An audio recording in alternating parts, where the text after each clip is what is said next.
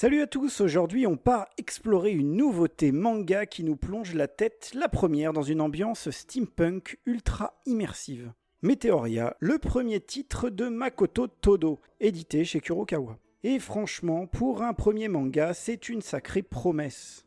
Visuellement et historiquement, l'univers nous rappelle direct la révolution industrielle et la ruée vers l'or. Le tout à la sauce steampunk. Attendez-vous à voir des engrenages partout, des hélices, des structures métalliques massives et des cheminées qui crachent de la fumée noire. Un monde qui donne dans la démesure, que ce soit pour les paysages ou les monstres.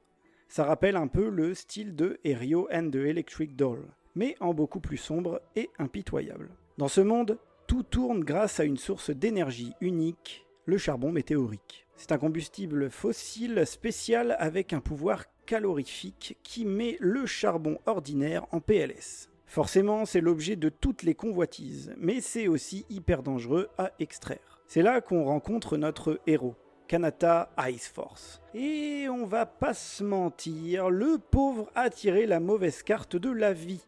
Vendu par ses parents quand il était encore qu'un gamin, il passe ses journées à suer sang et eau au fond d'une mine pour rembourser une dette géante dont il n'est même pas responsable. Merci papa, merci maman. Mais Kanata n'est pas juste un shonen boy de base qui tape sur des cailloux en criant très fort. C'est un garçon mature, réfléchi, qui étudie sans relâche sur son temps libre pour sortir de sa condition. Surtout, il se démarque par sa capacité à s'adapter à toutes les situations plutôt que par une simple force brute. Un jour, sa vie bascule. Lors d'une exploration, un monstre géant débarque.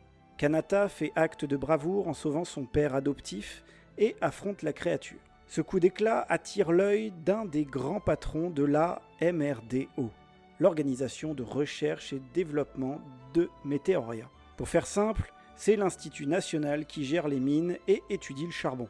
Du jour au lendemain, Kanata est recruté et accède à un statut bien supérieur.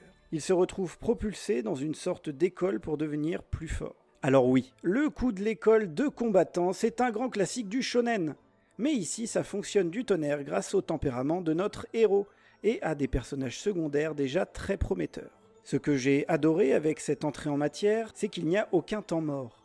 L'intrigue démarre au quart de tour, les règles de ce monde cruel sont distillées supernaturellement au fil des pages, sans qu'on se tape de longs pavés d'explications indigestes. Le manga réussit à proposer un super équilibre, des combats dynamiques, shonen oblige, une bonne dose de suspense, des moments d'humour bien dosés pour relâcher la pression, et même une très légère touche de romance qui s'installe discrètement en fond. Graphiquement, c'est super beau, très détaillé, et ça sert à merveille l'ambiance lourde et métallique du récit. C'est riche en action, mais on sent que l'histoire va aussi avoir un vrai fond moral et psychologique. Je ne savais pas trop dans quoi je m'embarquais en ouvrant ce manga, et franchement, je ne suis pas déçu. C'est un premier tome captivant, hyper bien exécuté et super accrocheur. Le seul vrai problème actuel, c'est qu'il n'y a qu'un seul tome de disponible en France. Et j'ai déjà hâte de lire la suite.